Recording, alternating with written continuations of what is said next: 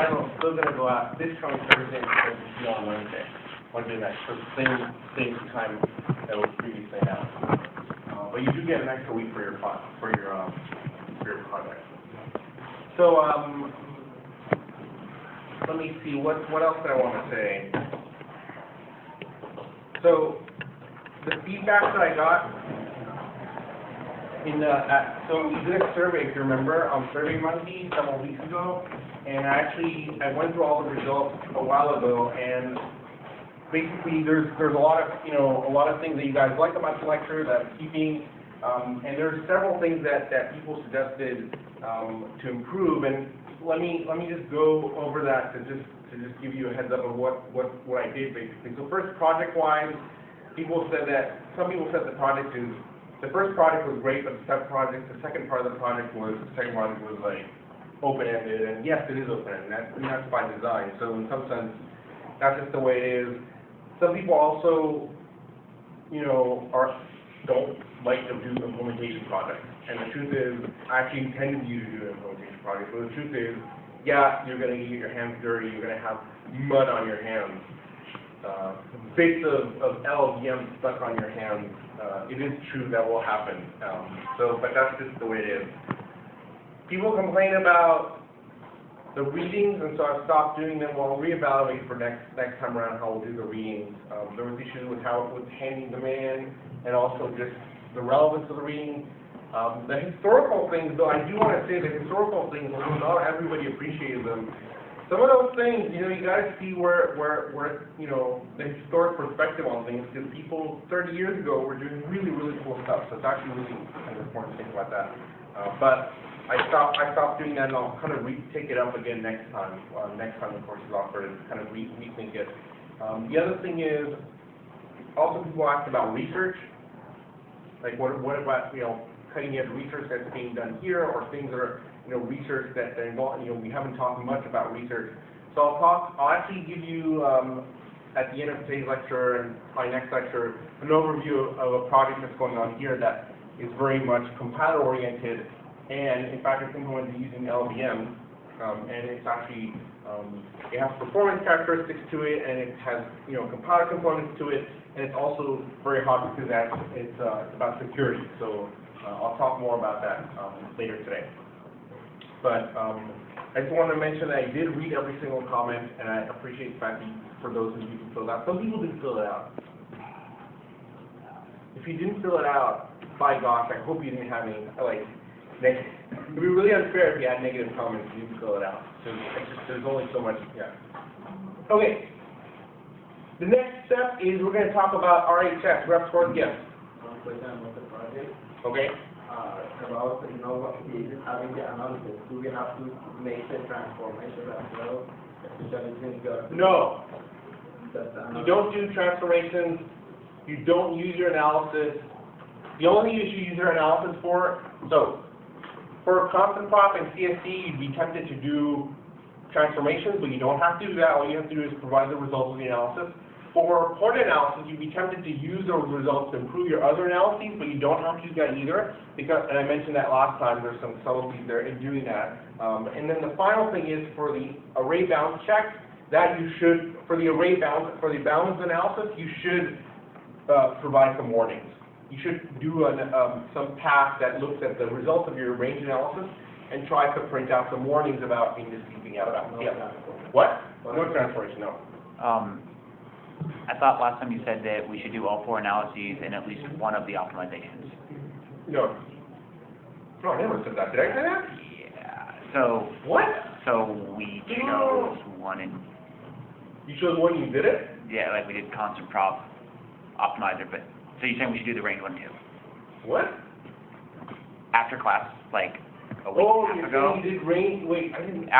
You said we should do all the analyses. I said we have to do all 4 and 4, and you said you should do all the analyses, and then to go into some depth and show, do at least one of the optimizations. You know what? Oh, and you're saying. So we chose one. Now we want to barter. Now you want to be like, they're like, oh, I did this one. Can I get off the hook? You said do one. You want to get off? Are you asking? You want to get off the hook of the range analysis? Well, I'm saying we already did one, and now we. Okay, let me think about it. You're okay. We followed what you You're said. barking, man. I mean, okay, I'll think about it. I'll think about it. Cool. Let's talk about it. I'm not trying to get out of work, it's just we already did work. Yeah, but you know okay, and the benefit of doing that work is your enrichment. I know, I'm sorry, I can't use that. There's nothing you can come back, how can you come back from that? Because it's like. I don't know. It's like, yeah, exactly, you can't say, no, I didn't. That doesn't enrich me at all. Alright, So, I let mean- me know. So, let me think about that. But if I do allow you to do that, I may have to allow everybody to do that. You did tell a group of like. Yeah, well, but I don't remember saying that. I didn't understand. But I could actually, wait a minute. Let's forget about that for now. I will make an analysis if things change. I may end up, if I allow you to do it though, I'm saying that I'll allow everybody to do that. Of course. Which means that everybody can, if you don't want to do the range analysis one, you prefer to do transformation, which is probably a lot harder, but you can pick to do a transformation instead of doing the range analysis reporting. Fine. Okay. Let's go back to this. This is the coolest thing ever. It's not maybe the coolest thing ever, but it's really, really cool. Do you guys remember where we were at? Do you remember why this was so fantastically awesome? Yeah. Why? It's called DOS. Yeah, so, no, but actually, yeah, it doesn't look quite awesome yet. But the intention of what we're going to do is that we're going to have a completely different look at data flow analysis. Where instead of doing data flow analysis using these flow functions and all this stuff, we're going to do it using graph reachability. So we're going to build a graph, literally a graph in the sense of, you know, nodes and edges between nodes, and then we're going to basically have a reachability query. We're going to ask whether some nodes are reachable from other nodes. So the way we're going to try to set things up is that, so the way we do it is that at every point in the control flow graph, we explode each point into a set of nodes in this graph, one node for each state of the finite state machine that we're looking at. And so the idea here is that we're going to try to connect things in such a way so that reachability is going to encode how reachability in this graph, when we're going to connect all this graph, is going to encode how the data flow factor being propagated in the program. So here's a simple example. Let's look at this lock instruction. So what does this lock instruction do?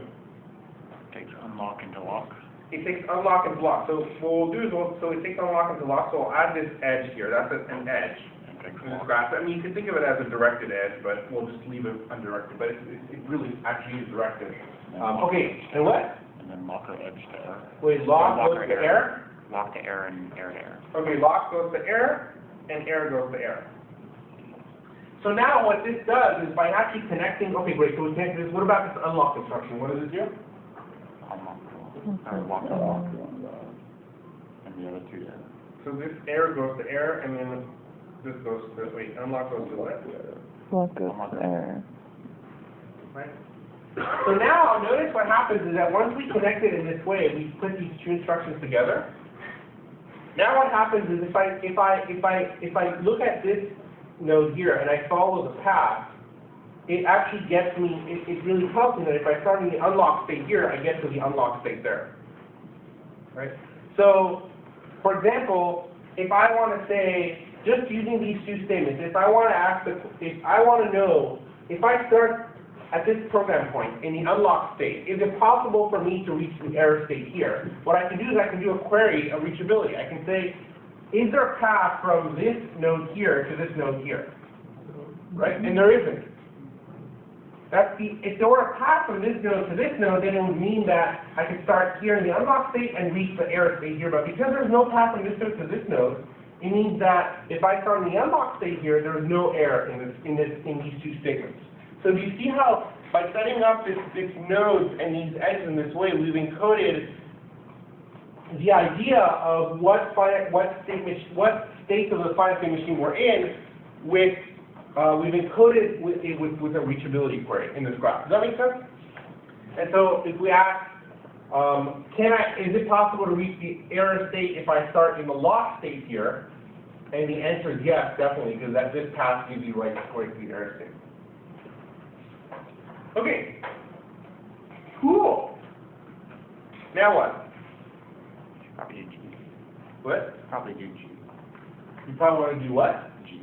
G? Oh, yeah, so, well, basically, the other thing I wanted to say, this is very important. Notice how when we put these edges here, we connected these edges, we placed these edges between these nodes here by only looking at the lock instruction. We didn't look at the rest of the program. So really what we're doing here is encoding the flow function of this thing by connecting its dot up here to its dot up here. So we didn't do, notice that by building this graph does not require any kind of big analysis. It's a local thing. I look at each instruction, I'm going to basically put some edges that connect the dots before the instruction to the dots after the instruction. So for example, here's another lock, right? So what do I do there? How do I connect those dots? It's the same thing, because it's the same flow function. So what do I do here? I do this, this, this, and this unlock is the same as the other one. Like that, right? Okay.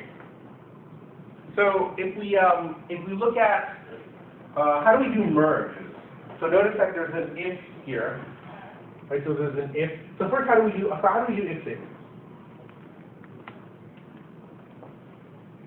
Well, same way. Yeah? Nothing really changes, right? Basically, if you're locked beforehand, you'll go to the lock inside the if.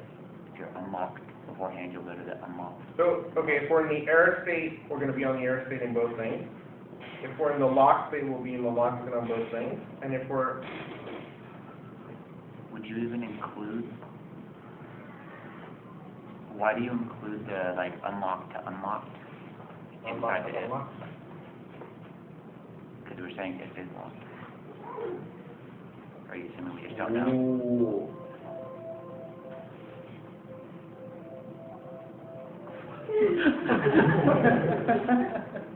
It's like a movie soundtrack. It's like the suspense. That's the suspense music. Ooh. So, okay, you're absolutely right. So your observation is that we're not right now using the fact that, so what we've written so far is basically as if this were some random expression in star, right? We don't know anything about it, right? So if we don't know anything about that expression, then you have to basically kind of copy, right? If you go here, then you just connect everything in the sense that if you're in the unlocked state here, you'll be in the unlocked state on both sides of the branch. And if you're in the locked state, you'll be in locked state on both sides, right? And that really encodes information that when you get to a branch, you basically propagate the information on both sides. But this is actually it's not just anything, it's is locked. So what you're saying is we can be a little bit more clever, and what's the more cleverness here? You don't include, like, unlocked going into the if. So wait, so if is, so you're, hold on.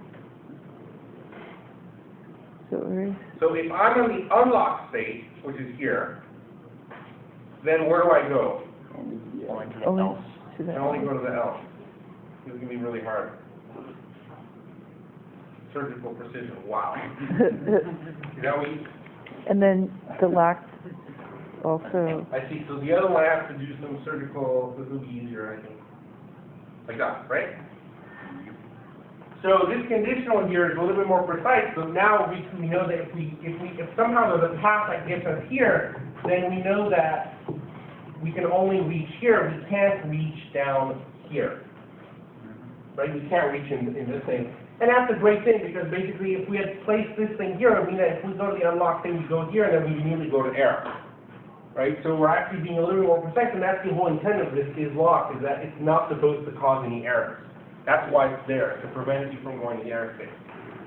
And then I guess you just do both branch blocks to the output directly. So now, here, what do we do? Is that what you're saying? Both unlocks go to the ending unlock. Yeah, so basically here, at the end, you do this. Now, one thing you may notice is you may say, well, hello, why are you putting this edge here? It's not connected anywhere. Absolutely, that's a good question.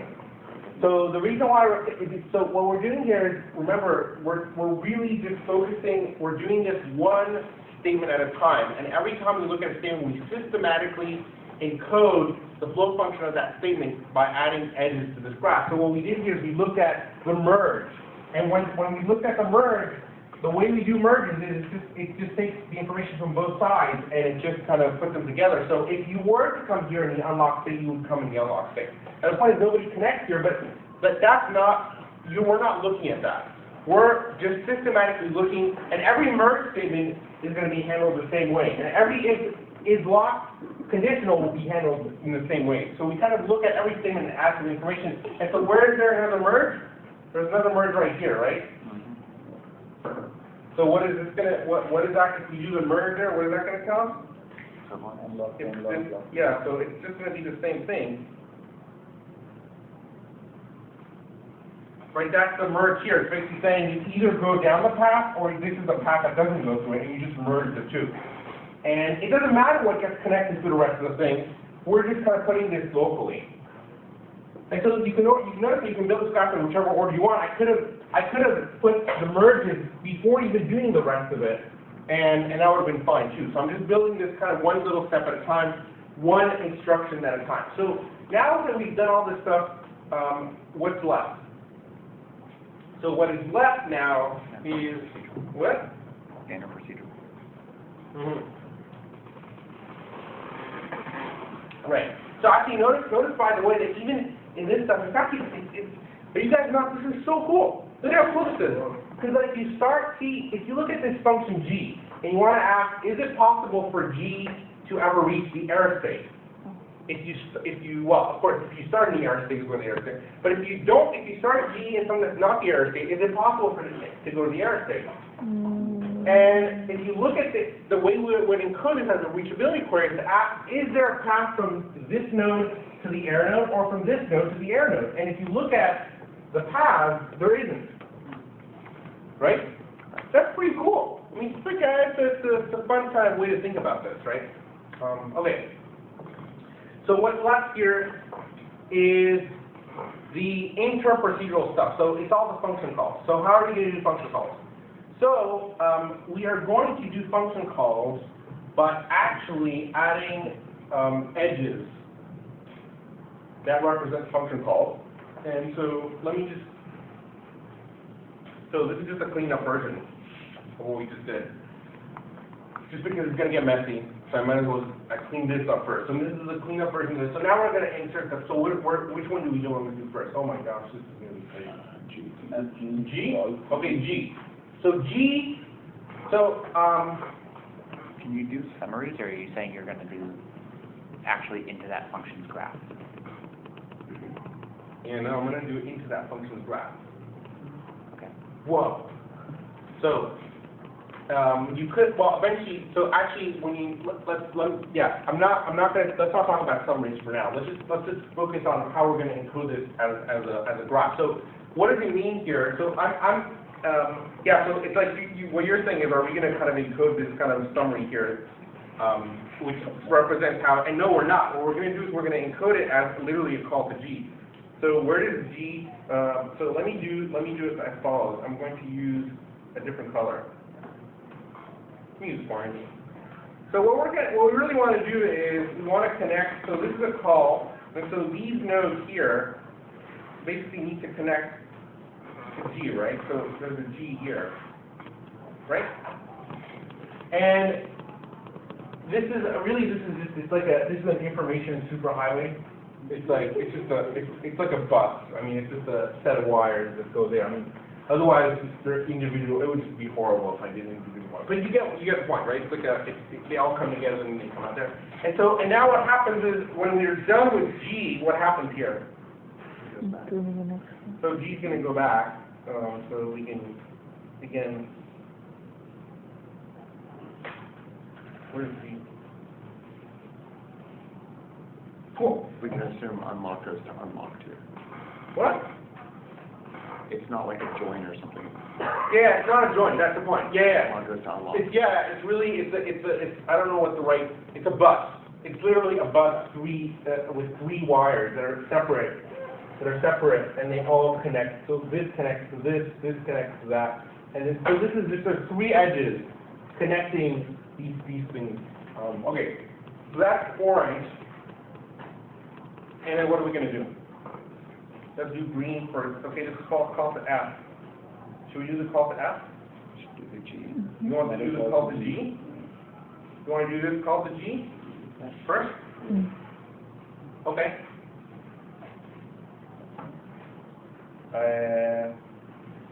So basically we'll have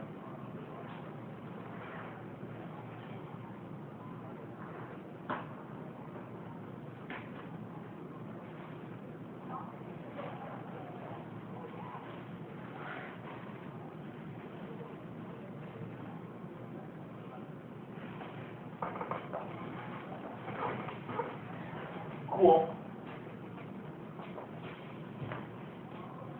Okay, we're almost done. I think all we need to do now is call to F. Oh no. Wait, hold on. Main. Okay. Okay, which one are we? So let's pick blue for F. So here we make a call to F.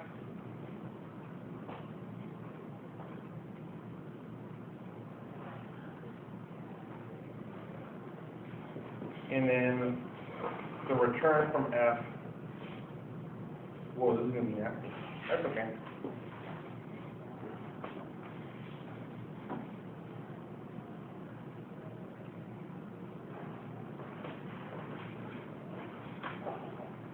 And now all we need to do is the call to main.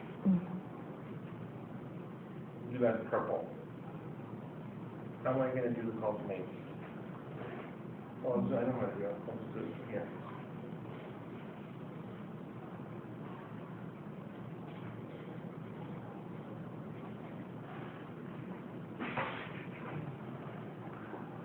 Whoa. Right side down and around. What? The right side down and around. You want me to do it this way? Oh, no, I meant from the other, well, and Okay. down to the left from there. Why not? Cross and purple. Right? So you get the point. Basically, we actually now, so look a little bit, I think we actually, the colors, you can see where the colors are going. Basically, it's like every color is matched so that you're matching and I'm coloring the edges for a reason. You'll see in a second why. So, whoa! Amazing. What do we do now? So actually, remember, this is our example. This is our favorite example.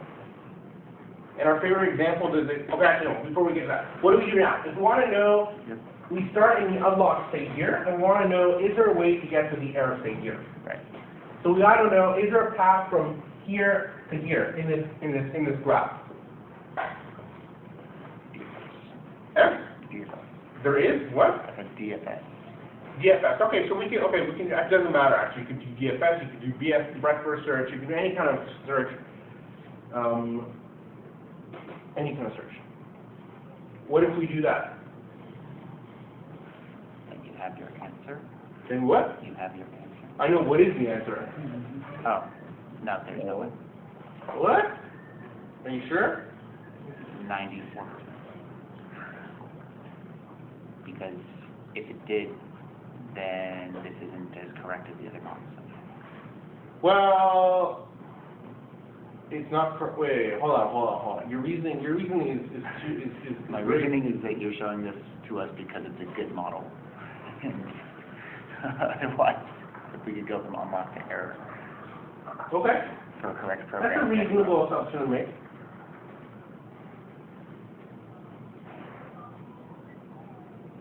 Yes. You can, Huh? and I got lost in spaghetti. You got lost in spaghetti. So, does anybody care to share their thoughts? Yes? I think it's possible to get into the error state. Oh boy, Found a path somewhere. Really difficult to I find. found a path somewhere. Yeah, it's entering main from the lock state. We always enter unlock. So,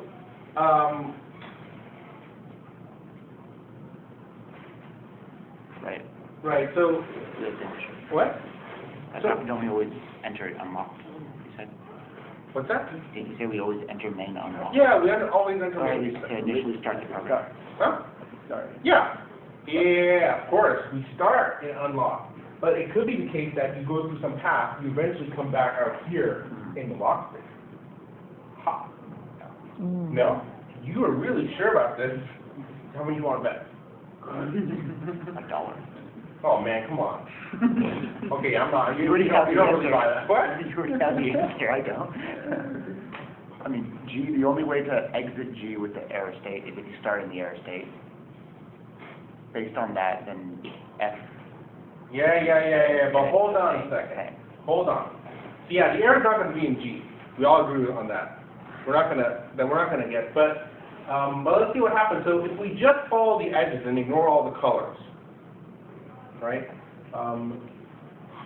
What happens? So we start in the unlock state here, and then we're gonna get into the lock state here, right? And Then you go to unlock. wait. So this is, we're in the unlock state here, so we're here, right? Now, when we call F In the unlock state. in the unlock state, In the lock state. oh sorry, in the lock state, we're gonna call G again, so we're gonna get in the unlock state. Correct. Aha. Now we're calling. Now we're here, so we're here, so it's like where the little ant is following the edges, so we're right here. So now, You're in unlock going to main, so you're either gonna get back to here again and loop. right, so we're gonna, so okay, so fine, so that's not gonna, Change anything. Or you. so we can go back, but what happens, when we go out here, we get into the unlock state. Then you lock, unlock, and load. Mm-hmm. No way to insert main and locked, so Unlock, there's no error. unlock, Wait a minute. lock, We did unlock. this with the last model, and with the same code, we said there's no way to insert main in the lock state. That's why it's correct. Well, hang on a second. Cool.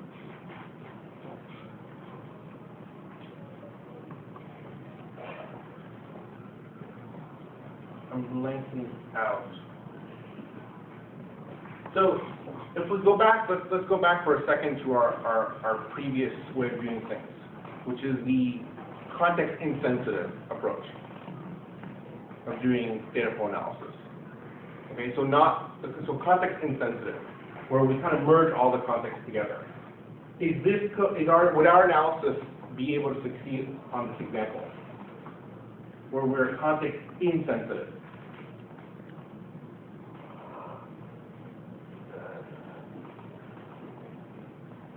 So, actually, you guys remember the context-insensitive stuff?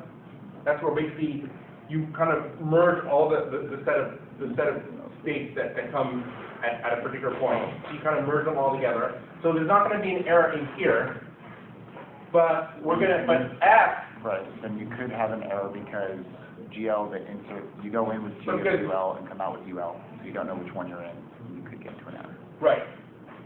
So in some sense, you actually have this G here. This G here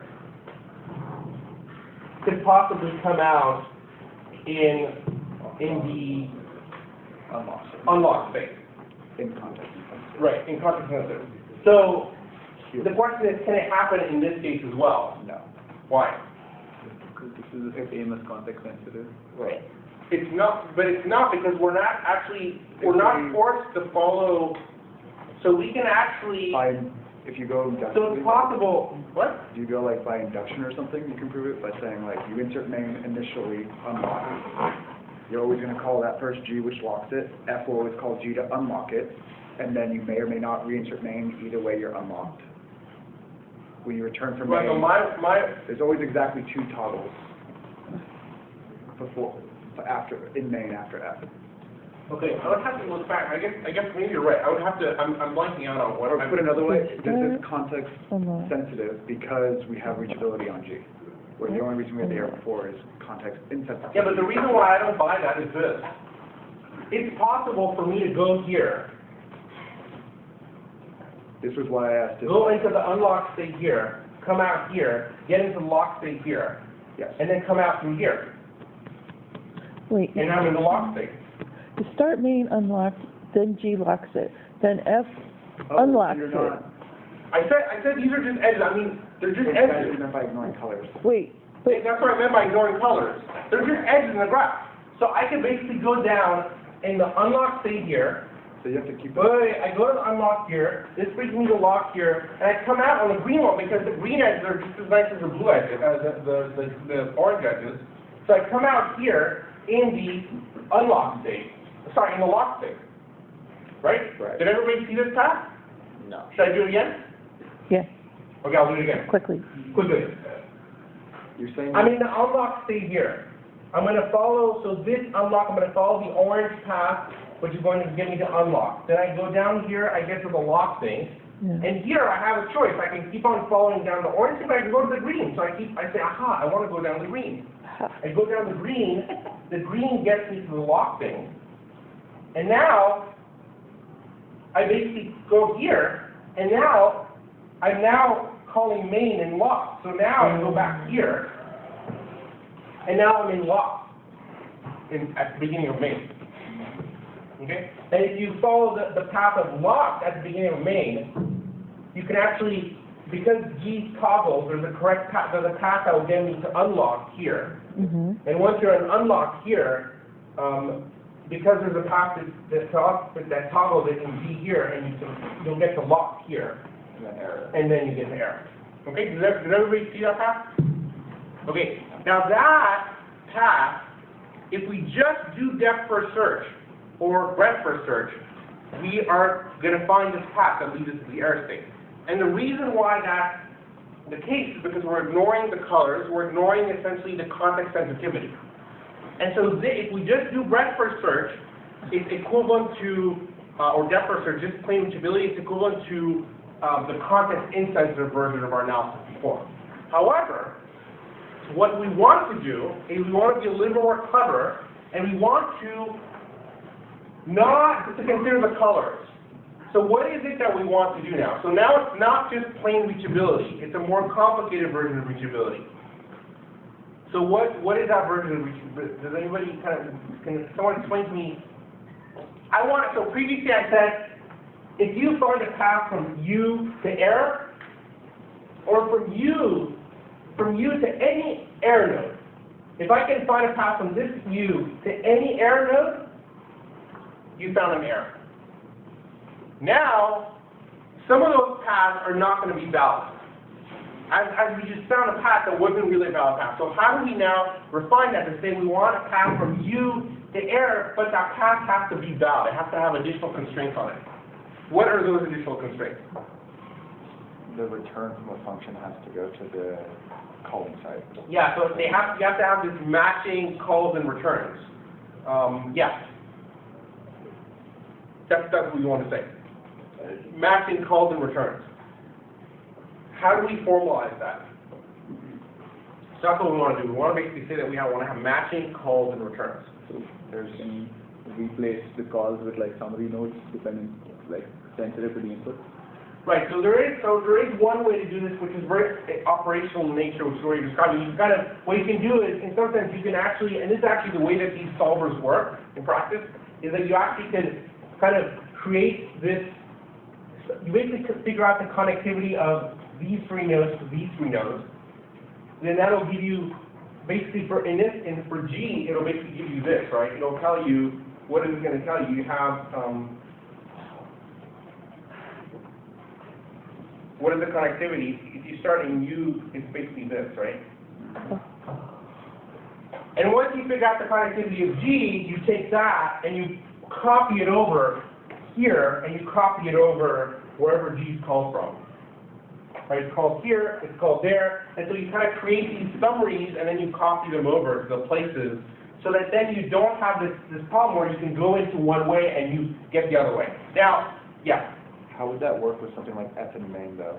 Right, so if you actually, the way it's actually a little more complicated to get everything to work. It turns out there's algorithms for doing this.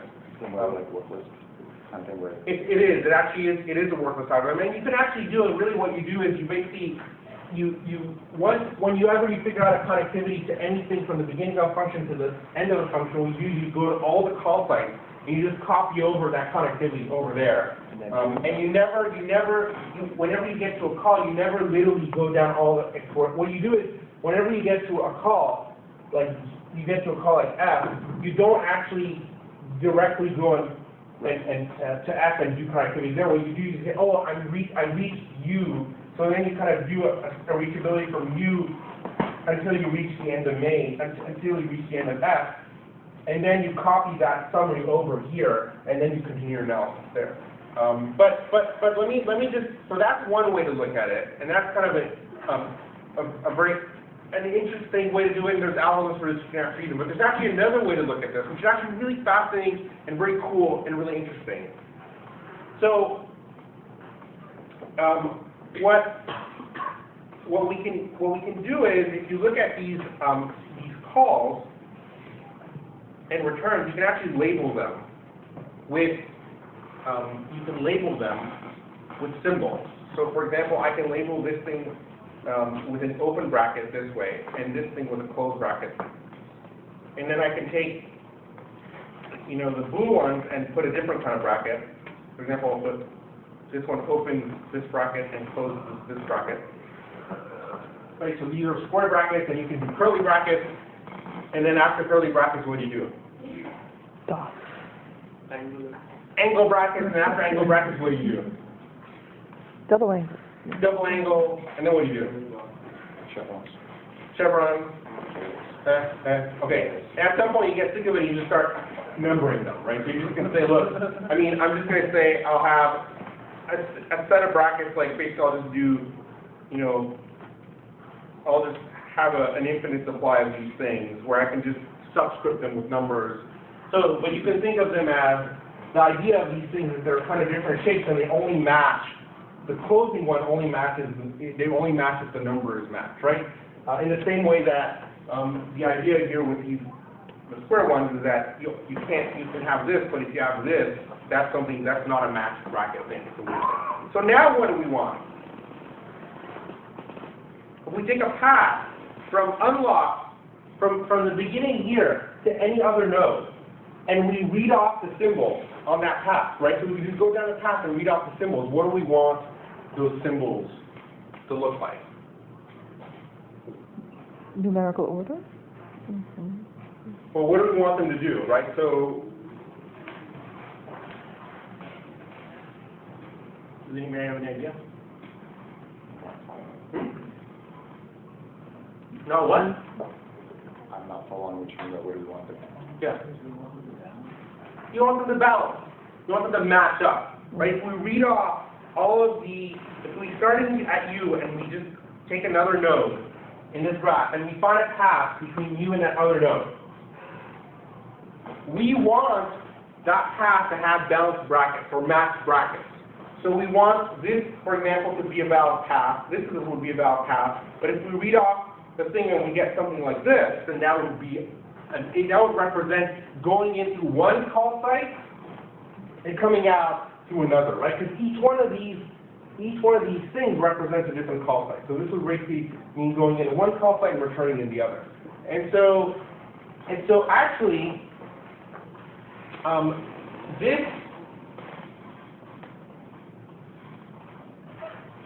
so you can actually define a grammar for this, for the set of balanced symbols, right? What is that grammar? You guys know how to define a grammar for this? That represents the strings of balanced symbols. Does anybody have any idea how to define this grammar? Whoa.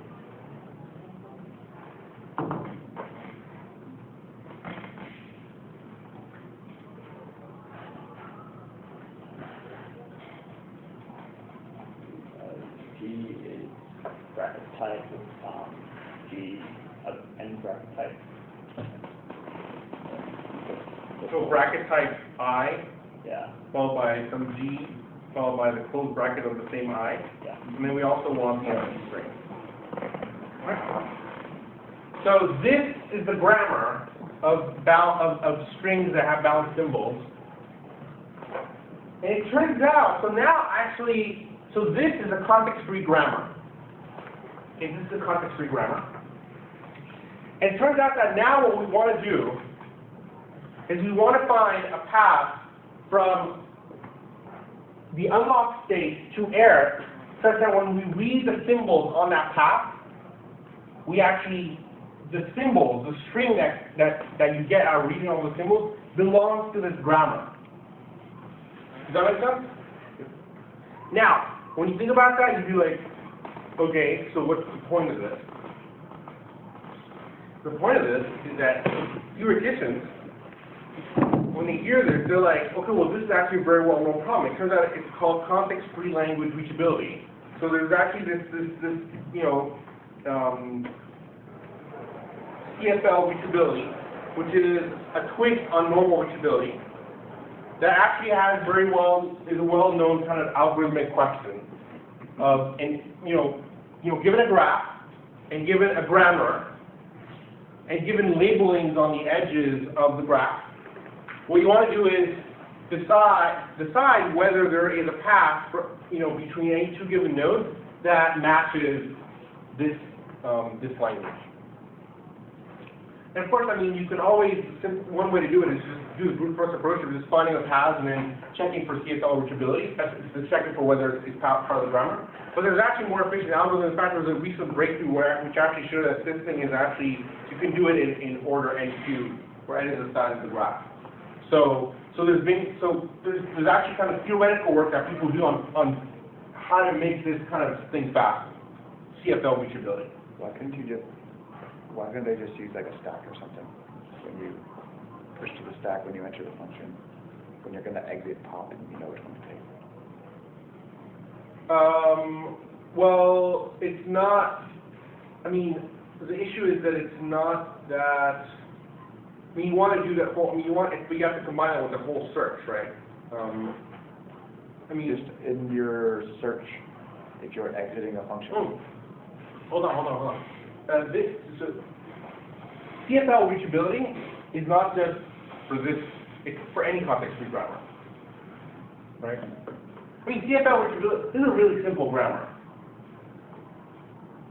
This is just like, yeah, there's a push and a pop, but in general, you can have a complicated context-free grammar that has a whole bunch of things, and then you just, the problem is more general than that. So in your case, you're talking about a specific way of doing this kind of, where you keep some data structure on the side that does these pushes and pops. As you're doing, basically, it's like you're saying, let's do a context-free, a depth first search or breadth first search with some stack on the side. Yeah. And there is a way to, I think that you can adapt things to do it this way, but the point is that people actually studied this problem in a more general setting and found efficient algorithms that deal with this in a general setting, which are probably, I suspect, going to be more efficient than what you came up with your stack in terms of maybe size requirements, that you don't have to keep stack. I don't know exactly. I wouldn't be able to tell you exactly. But all that, what's really cool here is that it's actually, now it's like there's this connection between this really data flow analysis and this kind of this interesting problem in kind of that's more theoretical, which is context-free grammar reachability. Context-free language reachability, CFL reachability. So that's, I mean, it's a very kind of interesting thing that there's this connection. Okay. So any question on this? Any other questions?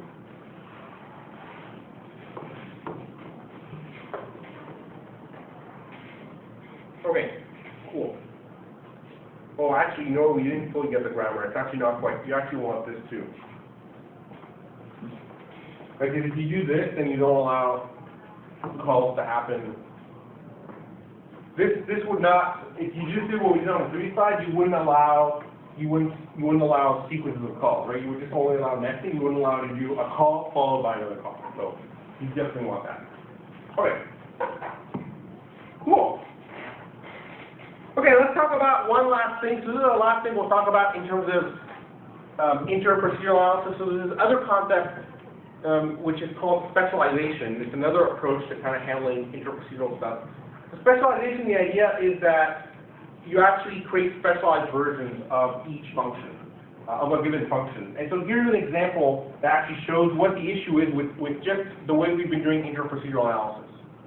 So let's suppose that we have this example where we have a class hierarchy where we have objects of type A and of type B, and there's a method f, and both A and B have their own version of f. So you have two different f's. There's one for A and one for B. And when you look at this piece of code, you look at this, for example, this y.f, and this y.f, and this y.f, and this x.f, and we'd like to inline them. We'd like to inline f. And how do we inline f if we are in an object-oriented setting? Well, we need to know whether y here is an A or a B. Because if we don't know, then it could call either one. Does that make sense? So that's the information we want to know. So we're going to do an analysis that's going to figure out that information. Now, suppose that we're doing a context-sensitive analysis. So our analysis is context-sensitive, and G is really large. So we're not going to inline G here. We're just going to analyze G. So we're not inlining G, we're just analyzing G. And if we get a really good context-sensitive analysis, what is the summary for G going to tell us? It's going to tell us that whatever the type of X, whatever dynamically you see here on the input, it's the same thing on the output. So in particular, you'll be able to see that X here points to an A, right? And then what is Y going to point to here? Also A, and that's context sensitive. Right? If we were not context sensitive, we'll see in a second what would happen. So here we get that X again is A, and then we get that Y is A. And here we get that X is A, and then what do we get? Oh no, X is B.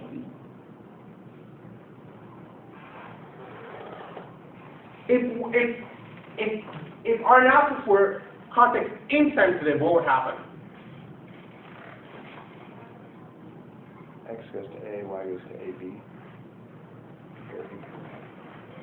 Yeah, basically what would happen is we would get into G, we would get both A and B, which means that out of G we would get both A and B. And here, so basically this Y would be either A or B, and this Y would be either A or B, and this Y would be either A or B, and we wouldn't be able to inline F at all. So it's a good thing we have context sensitivity here. Context sensitivity is giving us this more precise information that Y is A here, Y is A here, and Y is B here, and then we can inline this F, and this F, and this F. Right?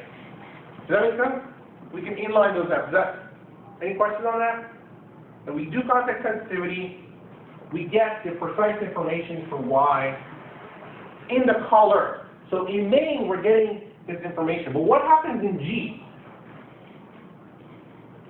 So context-sensitive analysis helped us when we called G. But what happens when we're in G? Well, there's only one G, right? So when we analyze G, at the end of the day, we want some information right here about X. So when we analyze G, we have to conservatively assume that X could either be A or B. Because there's only one G, and that's it. And so we won't be able to inline this F. Oh, you don't want to duplicate. What? Well, we don't want to inline G. So could you make 2G? Right. Okay, you're jumping the gun here. Yeah, but let me just hold on 1 second. Let's just pause and just make sure we're on the same page here. Context sensitivity allowed us to get information about Y in the caller, so it was good. We were able to summarize G when we were analyzing main. But inside of G, for G itself, context-sensitive information didn't help us, because we still have to assume that X could have come from all these different places. And so we get that X is either A or B here. Right? X is either A or B. And so what we can do instead is do what you're saying, which is that we can create two versions of G. One which is called when X is A, and one which is called when X is B. And now, we now get that here, X is going to be A and X is going to be B here. Because we split the G into two, and we're calling the different G's from the right places, we're now getting better information inside of G. So what this is called specialization, meaning that we're now going to optimize these two things differently, right? We're going to specialize this G1 when X is A, and this is G2 when X is B, and now we're going to inline different X. We're going to inline A's X here, and we're going to inline B's X here, which will lead to different code. So G1 and G2 will be specialized for those two types, when X is A or for when X is B. And notice what's happening here is that this is not the same as inlining. Because we can have lots and lots and lots of calls to G. But as long as they're only called with either type A or type B, then we can just keep two versions of G. One for when it's called with an A and one when it's called with a B. Whereas inlining, what inlining would do is it would replace every call to G with the body of it. Okay, so we would get a lot more code flow. So if you have 100 calls to G, if you inline everywhere, you get 100 times the body of G. Right here, what you're doing is you're only getting twice the body of G, assuming that all your 100 call sites either call it with A or with B. Okay, does that make sense? Yeah. I was going to ask, is this, I guess, see how it works, but is this common in today's compilers? Like, do they do this? Yeah. Well, yeah, this is actually a very common thing for object-oriented languages. It's actually very important. And inlining like virtual. Right. So it's very important. And actually, if you look at that original self paper that we talked about, that we remember a while ago, actually that had specialization. That's exactly the same concept. So the idea there in just-in-time compilers, you basically specialize the code for particular types that you know are there. And once you do that, you can actually be much more efficient because you know exactly what the types are. You can dispatch to the right things. You don't need to do all this dynamic, dispatching in general code that does. You know exactly what functions are going to get called. And this is exactly what's happening here. Once we specialize this G1 only for A, we know exactly what the type of X is, which means that we know exactly what X gets called, which means that we can inline it, and we get better information about X inside G1. So it's actually a common thing in OO compilers. And things like JavaScript compilers. Okay, cool. So I'm going to skip the recapping and pictures. You can look at it later if you want, and you can ask questions in office hours if you're interested. So let me just talk about comparison here about all these different things. So let's take a look at this. So we talked about inlining, we talked context-insensitive inter-procedural analysis, context-sensitive inter-procedural analysis, and specialization. So, and we have the three different things: caller precision, callee precision, and code bloat. So in terms of code bloat, let's do the easiest one. Code bloat, inlining bad, right? So this is like nastiness. Over the unhappy face. Okay, what about context? So when we do these two things, do we get any code bloat for these guys? For context insensitive or sensitive? There's no code bloat at all. Because we're not duplicating any code, we're just doing, so for code bloat, we're happy here. And what about specialization? It's in between. Fairly happy. Huh? Fairly happy. Like that. Okay. So what about caller precision and callee precision for inlining? It's actually, I mean, inlining is actually perfect. It's like you just literally get a complete version of the code, complete in the context of the caller. It's good for everybody.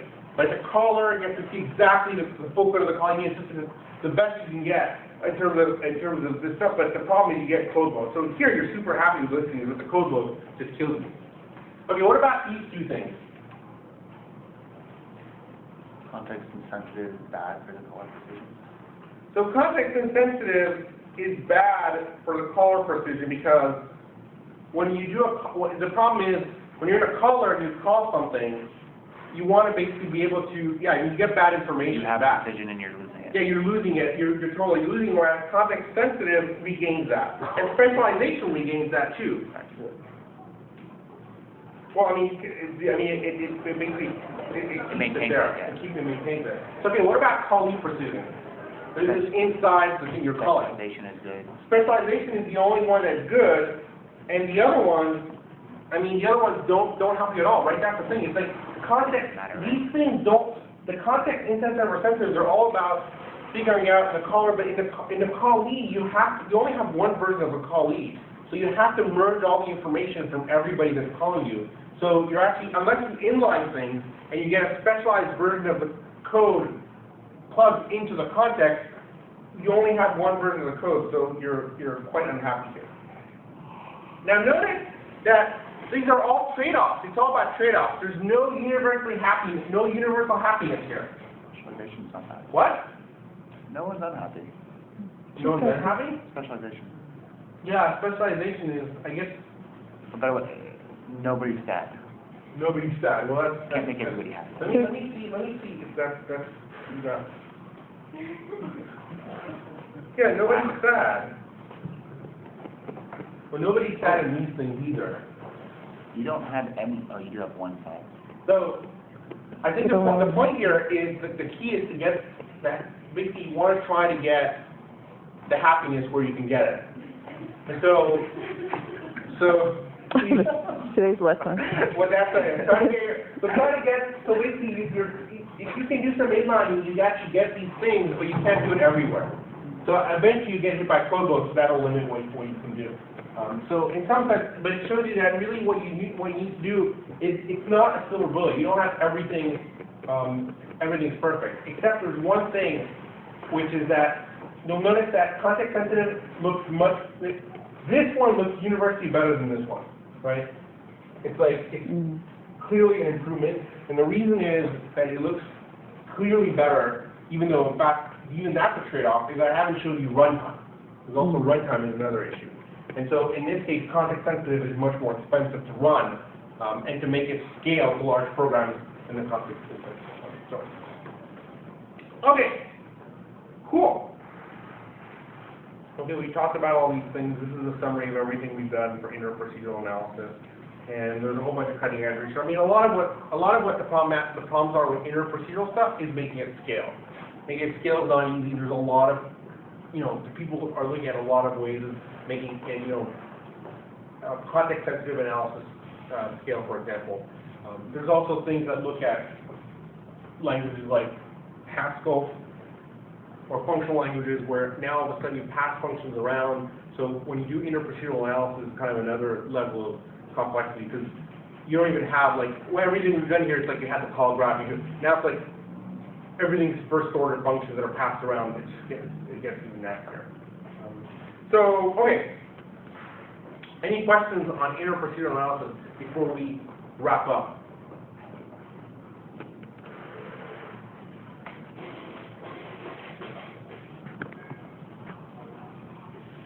Cool.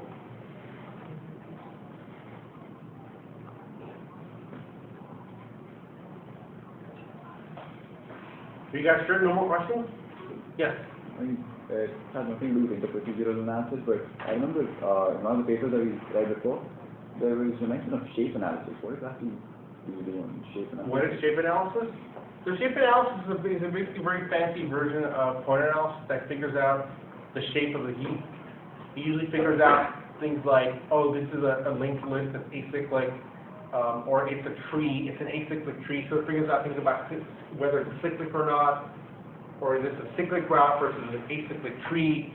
And so it will look at your program and figure those kinds of things out, and that can actually be useful for a variety of things. But shape analysis is notoriously expensive. It's even more expensive than point analysis. It's very hard to get precise information on large programs. I mean, a lot of shape analyses just don't scale. They just run on, yeah. What would you use it for, though?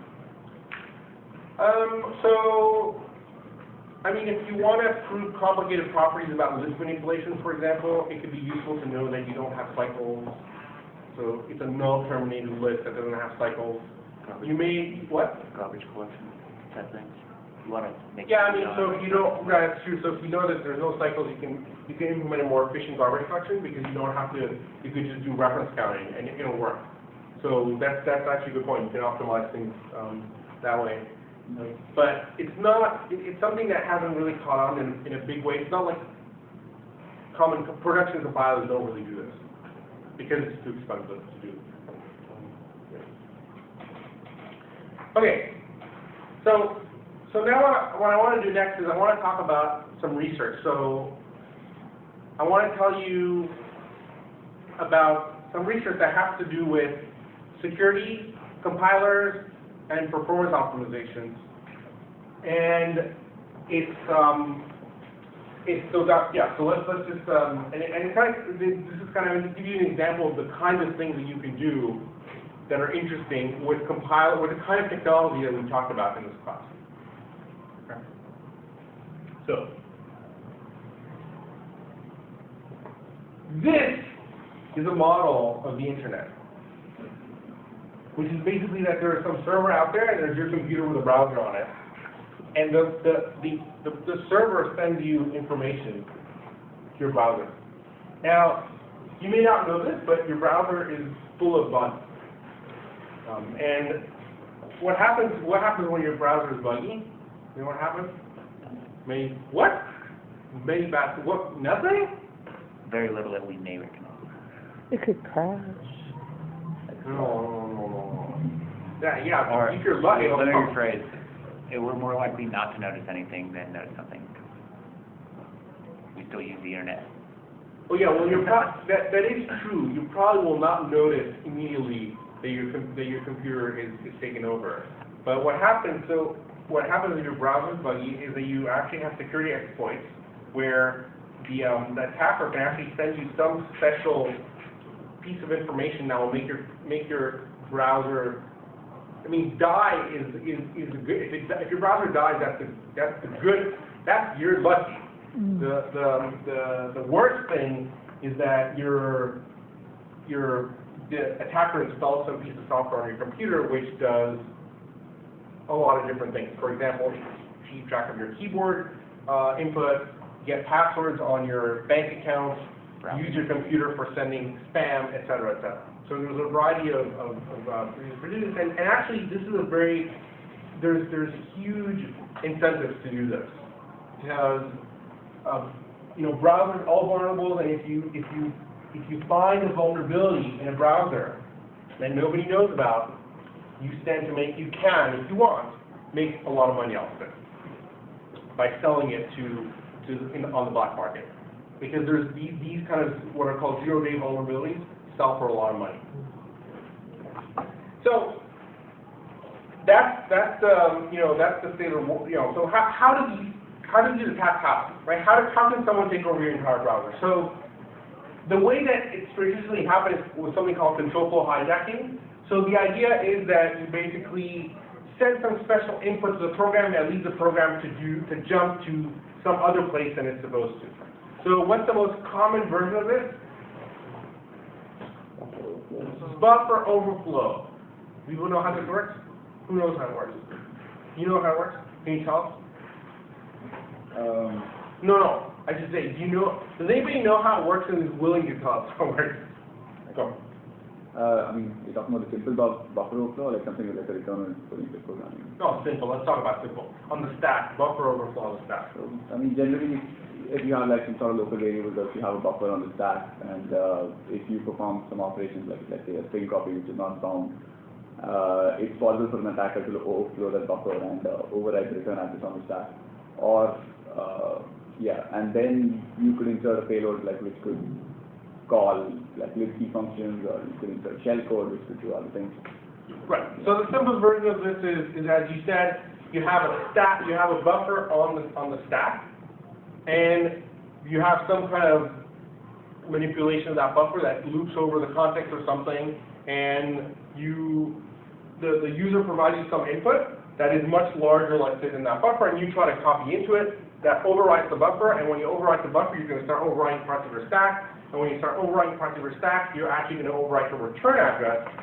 And when you override the return address, then you can basically make the program jump to where it's not supposed to. So when the program then calls return, then it's going to just like jump to whatever location you want it to. And a lot of times what you can do is you can actually set up the actual buffer itself. You can write code in there, and then you can make the thing jump directly to the code inside your buffer and then execute arbitrary code, including things like delete the hard drive, or more likely execute the shell command and it's going to install some software on your computer.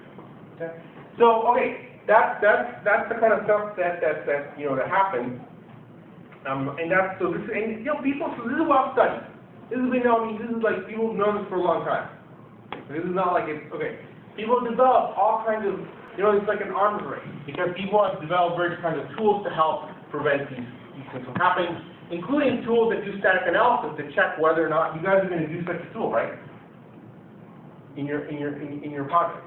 A very simple version, maybe not you. You said you get back to it. What? You said you get back to it. I'll get back to it, yeah.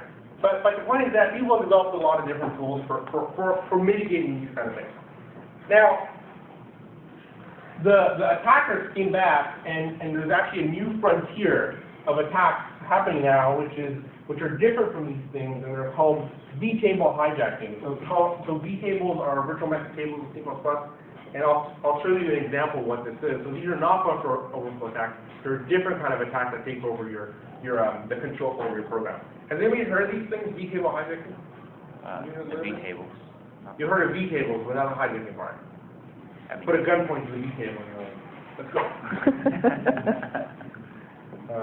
Okay, let's talk. Okay, so how does this work?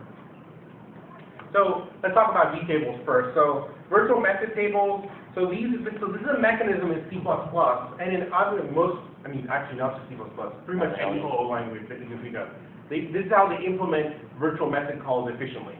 So do you guys know what a virtual method call is? Anybody? Do we need to start virtual method calls? I need to ask, like, it's horrible, right? And what if I say, do you not know what a virtual method call is? And it's like the one person who's like, I don't know. Really, the way you do is you have to basically say, everybody close your eyes and have to ask.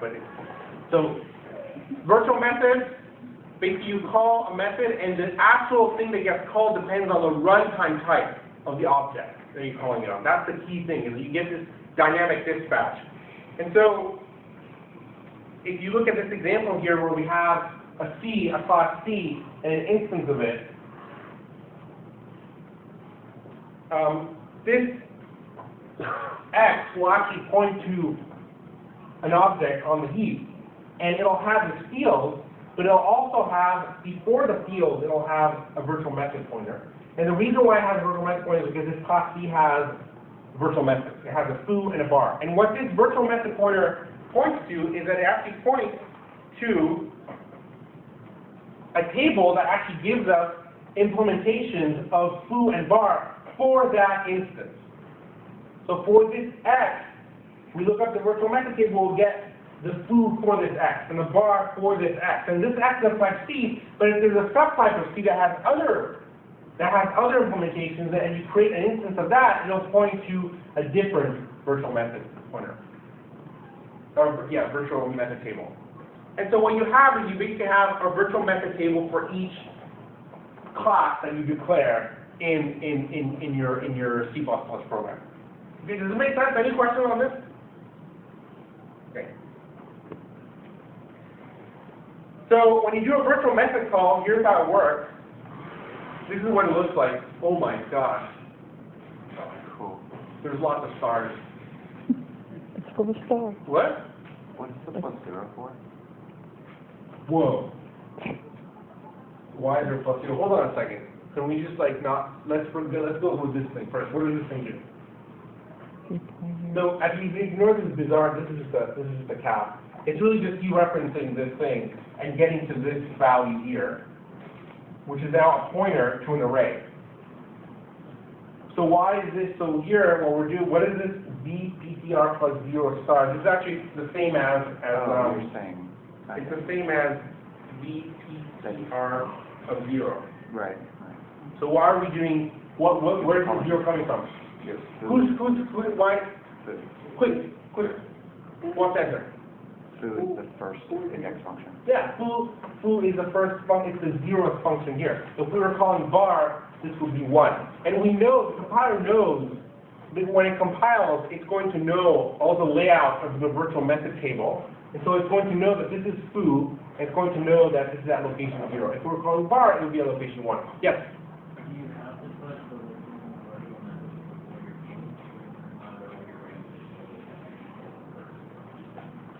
Usually the V table is first, but it's a little bit still, okay. So, well, there could be differences because there are optimizations that arrange the fields, the order of fields, because for reasons of cache reasons and cache optimizations. In general, most compilers put the virtual method table at the beginning. They just keep it as a first element of your object. Yep. So that's usually what happens. I don't know of any compiler that rearranges that or puts it at a different location. So. And in fact, this is going to be very crucial because you actually have to have a predictable location for this pointer in order to get this, to mount this kind of attack. Okay. You want it in What? I was going to say, I'd almost argue it has to go in front because you're going to have subclasses and such, and you want to extend that down without, like when they have fields, it should be moving where your pointer is. Right, but the point is that the point is, but the compiler sees everything.